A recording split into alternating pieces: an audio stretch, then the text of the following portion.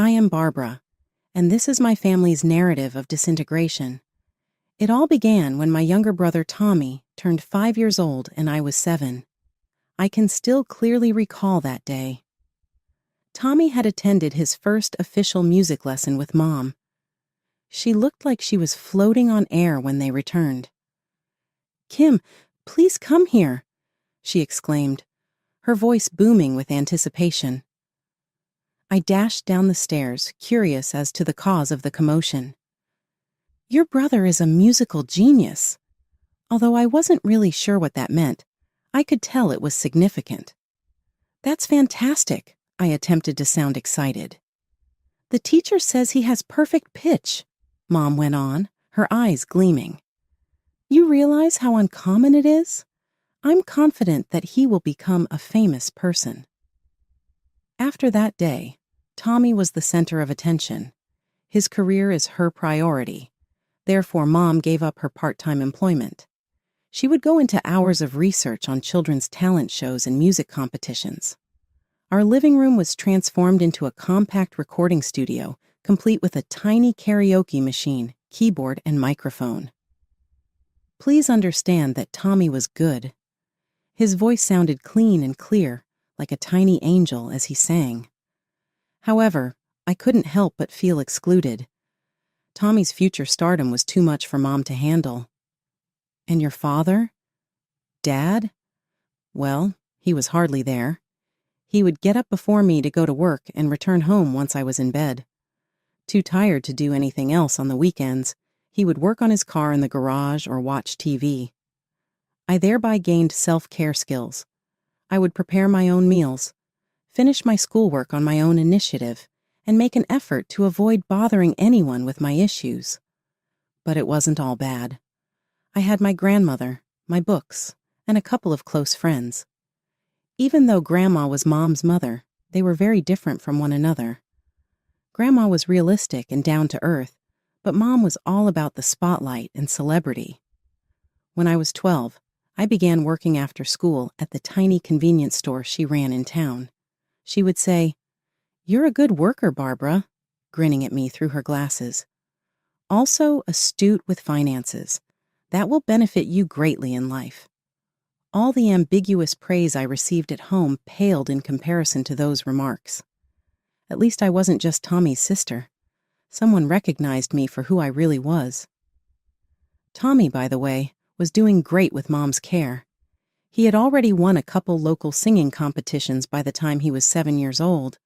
Mom would come home, her face beaming with joy, displaying his prizes and awards. "Did you see Tommy on TV last night?" She wouldn't wait for a response before asking. "The judges said he was the most talented child they'd seen in years."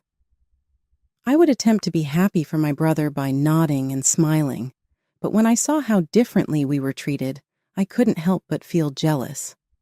Tommy had all the newest toys and technology, but I had to wait months to buy whatever I wanted with my allowance. The distance between Tommy and me widened even more once I started high school. Mom had Tommy enrolled in a pricey private school renowned for its music program, while I went to the neighborhood public school. She would drop him there in our old minivan every morning, worrying over his clothing and reminding him to take voice lessons after school.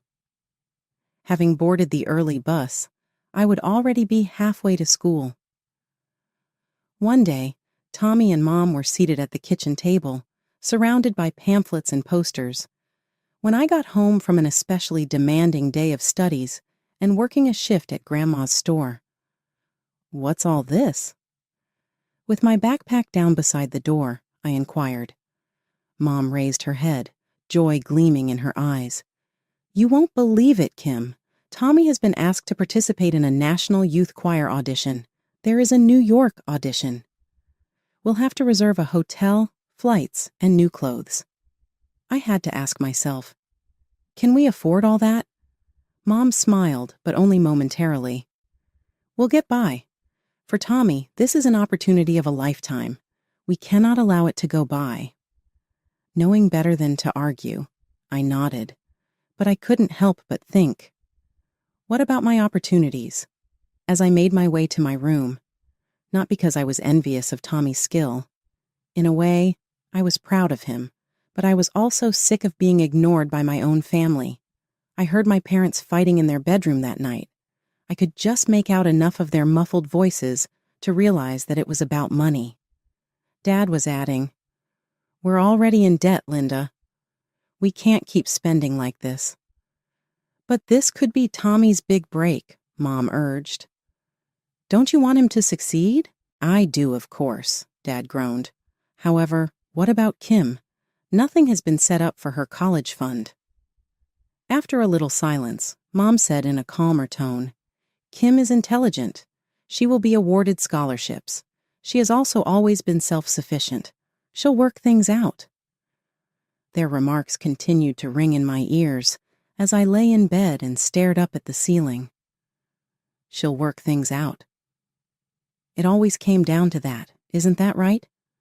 They were supposed to put all of their resources into Tommy's future, leaving me on my own.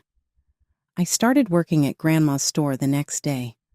While replenishing shelves, Grandma summoned me to the counter. "Barbara," she began in a soft voice, "is everything okay? You appear preoccupied right now." After a brief period of hesitation, the entire tale, Tommy's audition, the financial issues, and my worries about college, came tumbling out. With each phrase, Grandma's concern on her face grew as she listened patiently. She shook her head when I was done. "Hey, I've been considering. Barbara, you work really hard. Would you like to begin working here at the business and getting paid a real wage? Not just spending money for now, but money you could put aside for later."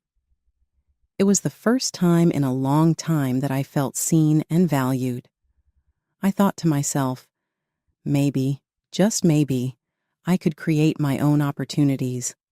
As I gave my grandmother a hug, I didn't have to wait for someone else to make a future investment in me. I could start making an investment in myself with Grandma's aid. I gave my all to my academics and my job at Grandma's business as the years passed. By the time I turned 15, I had saved up a respectable sum. My objective? A school laptop. I made the decision to count my savings one Friday afternoon. I opened my closet and took out the pink ceramic piggy bank that I had received from my grandmother many years ago. But there was a strange feeling when I shook it. There was no longer the sound of coins jingling. I turned it over and unsealed the bottom, my heart pounding. Nothing. Not one coin dropped out. I headed downstairs, my hands trembling. Tommy was lounging on the couch with a brand new console in his hands, playing video games. Trying not to stutter, I said, "Hey, Tommy, you haven't seen my piggy bank, have you? Or the cash within it?" He didn't even look up from his game. "Nope. Sorry." I took a deep breath and headed to the kitchen, where Mom was preparing dinner. "Mom," I began, Did you take the money from my piggy bank?" She turned to me, her face calm. "Oh, that. Yes, I did. Tommy needed a new game console. His old one broke and he was so upset. I knew you had some savings, so I took it." I stood there speechless. Tears were threatening to spill, but I refused to let them fall. When will you pay me back?" I managed to ask.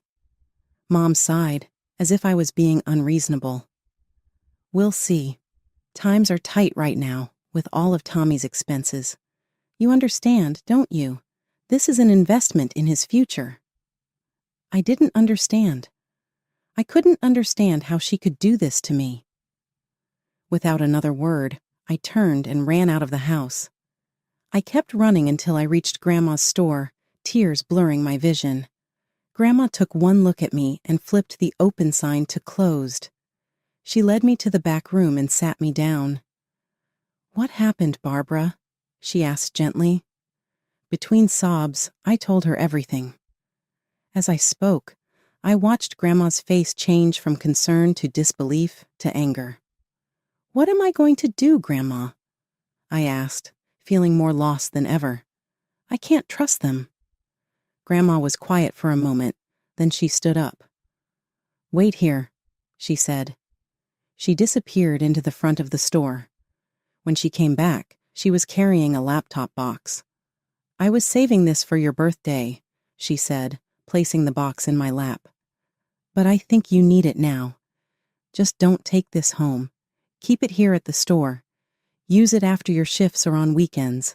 I don't want your mother getting her hands on this too." That night, as I lay in bed, I made a promise to myself. I would never let anyone take advantage of me like that again. I would work harder, save more, and find a way out of this house where I felt like a stranger. My 16th birthday rolled around with little fanfare. Mom remembered the date this time, at least. She and Dad wished me a happy birthday over breakfast, Dad sliding a card across the table before rushing off to work. I invited a few close friends. We set up some folding tables in the backyard, strung up some lights, and had a pretty good time. I'd saved up from my job at Grandma's store to buy snacks and drinks. My best friend, Rachel, helped me decorate with some balloons and streamers we got from the dollar store. As we sat around eating chips and laughing about school drama, I caught myself feeling genuinely happy. For a moment, I could forget about the family dynamics and just be a normal teenager celebrating her birthday. But reality has a way of creeping back in. When Tommy's 16th birthday came around 2 years later, it was an extravaganza. They rented out the fanciest restaurant in town, invited what seemed like half the city, and even hired a professional photographer. The cherry on top? A shiny new car parked outside with a big red bow. I stood off to the side during the party, watching Tommy beam as he accepted congratulations and gifts. Despite everything, I couldn't bring myself to resent him. This wasn't his fault. He was just living the life our parents, especially Mom, had orchestrated for him. A few months later, I was thrilled to learn I'd been accepted to study economics at a college in the next state. Even better, I'd earned a partial scholarship. But as I soon discovered, partial was the operative word. The scholarship wouldn't cover all my expenses. With trepidation, I approached my parents one evening. "Mom, Dad," I began. "I got into State University for economics. I have a scholarship, but I'll need some help with the rest of the tuition and living expenses." Dad looked up from his newspaper, a crease between his brows. "That's great news about the scholarship, Kim, but you know money's tight right now with Tommy's music school fees."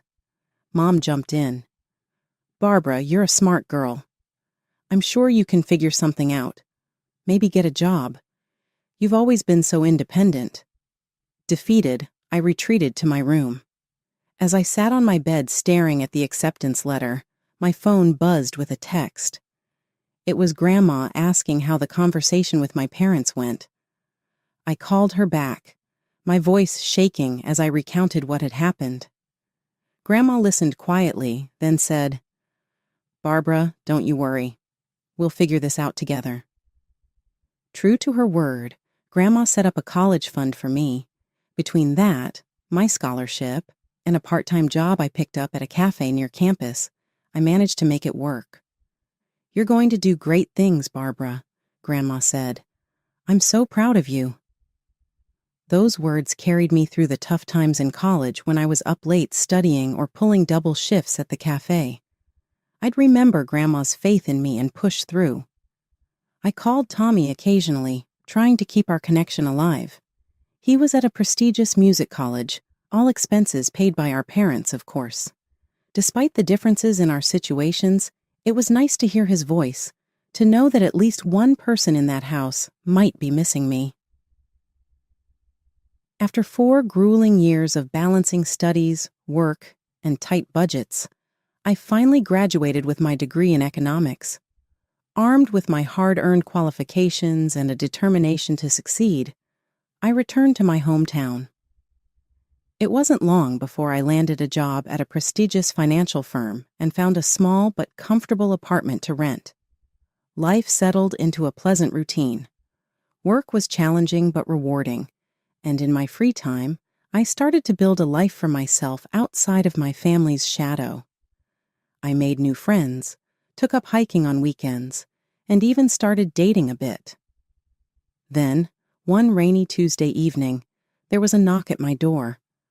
I opened it to find my mother standing there, looking uncharacteristically disheveled. She stepped inside, wringing her hands. "Barbara, I need your help." Those words sent a chill down my spine. In all my years, I couldn't remember my mother ever asking for my help. "What's wrong?" I asked, leading her to the couch. She sat down heavily, her eyes brimming with tears. "I'm sick, Kim, really sick. The doctors say I need treatment, but our insurance won't cover it all." My heart dropped. Despite everything, she was still my mother. "How much do you need?" 15,000, she said, her voice barely above a whisper. "I know it's a lot, but I didn't know where else to turn. Your father and we've spent everything on Tommy's education. We thought it would pay off by now, but..." The next morning, we drove to the bank in silence. As we waited in line, Mom started talking, her voice low. "You know, Tommy's doing so well," she said. "He's got offers from several big music groups. Once he signs, we'll be able to pay you back in no time." I nodded, only half listening. My mind was racing, thinking about how I'd manage the loan repayments on top of my rent and other expenses. After signing what felt like a mountain of paperwork, I transferred the $15,000 to my mother's account. As we left the bank, she hugged me tightly. A few days later, I was scrolling through my social media feed during my lunch break when I saw something that made my blood run cold. There was Tommy, my brother, posting selfies from the Swiss Alps. Confused, I quickly sent him a message. "Hey, Tommy, aren't you supposed to be in school?" "What are you doing in Switzerland?" His reply came quickly. "Oh, hey, Kim, yeah. Mom surprised me with this trip. Said I was having a creative block and needed to recharge. It's amazing here. I'm staying for 2 months." I stared at my phone, my mind refusing to process what I was reading. 2 months in Switzerland? Creative block? Then it hit me. The $15,000 loan wasn't for medical treatment. It was for Tommy's vacation. With shaking hands, I called my mother. "Barbara, what is it now?" Her voice was irritated, as if I was interrupting something important. I took a deep breath. "Mom, we need to talk about the loan, about Tommy's trip. How could you lie to me like that?" There was a pause, then she sighed. "Now listen here. Your brother is a creative person. He needs constant inspiration and pampering to open up creatively. This trip was essential for his career. He's going to be famous, and we all need to support him." "Support him?" I echoed, my voice rising. "By taking out loans we can't afford? By lying to your other child?" "Oh, don't be such a miser," she scoffed. "You should be happy to support your brother." That was the last straw. "Mom, I want the money back. All of it now." Her laugh was cold. "Don't be ridiculous, Barbara. The money's spent. Besides, you're doing well enough. You don't need it." "If you don't pay me back," I said, my voice shaking with anger, "I'll sue you." There was a moment of stunned silence. Then she exploded. "Sue me? Your own mother? You're a terrible daughter. I can't believe I raised such a selfish, heartless child." "This is your last chance, Mom," I said, fighting to keep my voice steady. "Pay me back, or I'm going to court." "Go ahead," she spat. "See if I care. You're dead to me, Barbara. Dead." The line went dead. I sat there, phone in hand, shaking with a mix of anger and shock. I'd known this conversation wouldn't go well, but I never imagined it would end like this. In a daze, I called the one person I knew I could always count on, Grandma. I broke down, sobbing as I recounted everything that had happened. Grandma listened patiently, making soothing noises as I poured out my heart. When I finished, there was a moment of silence. Then Grandma spoke, her voice firm. Barbara, listen to me. What your mother did was wrong. If you decide to go through with this, I'll support you. I know a good lawyer, my friend's son.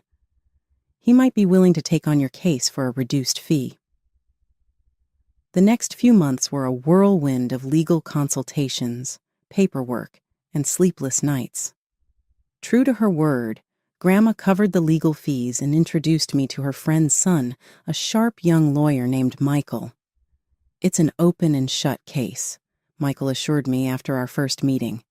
We have the bank records, the text messages. Your mother doesn't have a leg to stand on. The day of the trial arrived. As I walked into the courtroom, I saw my mother for the first time in months.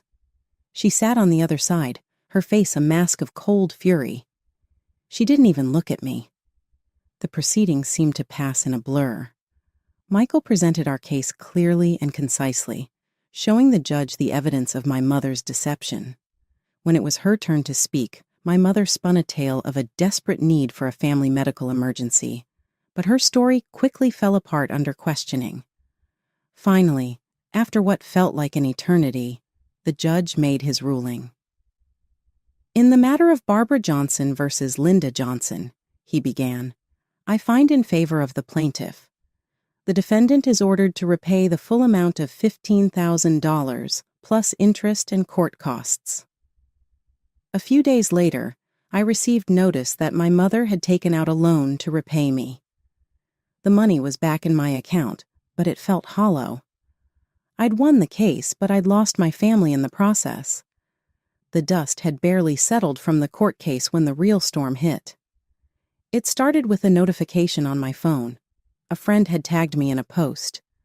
Curious, I opened it, only to feel my stomach drop. There, on my mother's social media page, was a long, heart-wrenching post about how her own daughter had cruelly taken her to court. She painted herself as a loving, sacrificial mother who had given everything for her children, only to be betrayed in her time of need. My phone buzzed constantly over the next few days as more relatives reached out, not to hear my side, but to berate me for my actions. I raised you better than this, my aunt scolded. You brought shame to this entire family, a cousin messaged. Don't bother coming to the next family reunion, an uncle warned. In the midst of this storm, there was one unwavering source of support. Grandma. She called me every day, her voice a soothing balm to my frayed nerves. Don't you pay any mind to those fools, she'd say firmly. They don't know the half of what's been going on in that house all these years. A week after my mother's posts went viral, my phone rang with a number I hadn't seen in years, my father's. I've been seeing your mother's posts, he began, and I braced myself for the criticism. But then he surprised me. I want to hear your side of the story, the full story. So I told him everything, the years of feeling overlooked, the incident with my piggy bank, the struggles through college, and finally the loan and the betrayal that led to the lawsuit. There was a long silence when I finished. Then, to my shock, my father's voice came back thick with emotion. I had no idea, he said quietly. Barbara, I'm so sorry. I failed you as a father. I followed your mother's lead for too long. I told myself I was providing for the family by working long hours, but the truth is, I was running away from the problems at home. I should have been there for you. Tears were streaming down my face now. This was the most open, honest conversation I'd had with my father ever. I've got a lot to make up for, he said. I know that, but if you're willing, I'd like to try to be the father I should have been all along. As we continued to talk, I felt a weight lifting off my shoulders. For the first time in years, I felt like I had a parent in my corner. It wasn't going to fix everything overnight, but it was a start. After our heart-to-heart, Dad decided to take a closer look at the family finances, something he admitted he should have done years ago. He found that Mom had been secretly withdrawing money from their joint account for years, funneling it all into Tommy's career. But that wasn't the worst of it. She had obtained several loans under both of their identities in order to finance Tommy's endeavors. Dad had been totally in the dark about their mounting debt. The ensuing altercation was highly charged. Although I wasn't present, the neighbors told me about it. They said that there was yelling, that dishes were breaking, and that eventually police cars arrived. After that, Dad submitted a divorce petition. After acrimonious proceedings, Mom received half of everything, which she immediately used to settle her mountain of debt. I kept my distance from Mom, concentrating on mending my bond with Dad and appreciating Grandma's continuous support. Things felt normal again. Then, approximately a year into the divorce, Mom's victorious posts began to resurface on social media. Tommy had secured a position in a well-known band after graduating from his music college. She always joked about Dad and me in her captions, using phrases like, "I told you so." "A mother always knows," she wrote, adding that some people couldn't see the potential. Who's chuckling right now? I made an effort to ignore it. I was feeling like I was finally on firm ground, doing well at my job, and having recently put down a deposit on my own apartment. In addition, Dad was doing better than I had ever seen him, appearing happier and more at ease. However, life has a habit of surprising you with unexpected turns of events.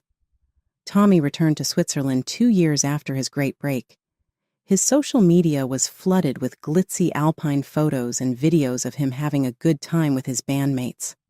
Then, hoping to wow his followers with his vocal range in the thin, cold air, he made the decision to record himself singing at the top of a mountain one frosty morning. It was a catastrophe. He had a bad cold, which turned into a dangerous throat infection. Even with the best medical attention, Tommy's singing voice was lost. Mom was devastated by the news. Later on, her neighbors informed me that they had heard yelling and the noises of objects being hurled and shattered coming from her house. She was completely hysterical when they went to check on her. She continued rambling about lost money and dashed hopes, not realizing who was around. They were forced to make a help request. Mom was placed in a mental health hospital. Her catastrophic nervous breakdown, which was made worse by years of stress, was the diagnosis made by the doctors. Tommy, on the other hand, became depressed and started drinking. We had been unsure about his prognosis for months, but he began to improve things gradually, with my help and Dad's. After becoming clean, he unexpectedly applied to colleges to teach music, shocking everyone with his decision. Over coffee one day, he confided in me, "I can't sing anymore, but maybe I can help other kids who love music do it right. You know, free from all the stress and unreasonable demands." I was filled with pride for my little brother. "I think that's a great idea, Tommy." That evening, as I drove home, I thought back on the turbulent past few years. I contemplated my mother, who remained at the institution, imprisoned in a world she had created. About Dad, who's at last allowed to lead his own life. Tommy's journey towards a new direction. Regarding myself, I had persevered, defended my principles, and emerged victorious from the ordeal.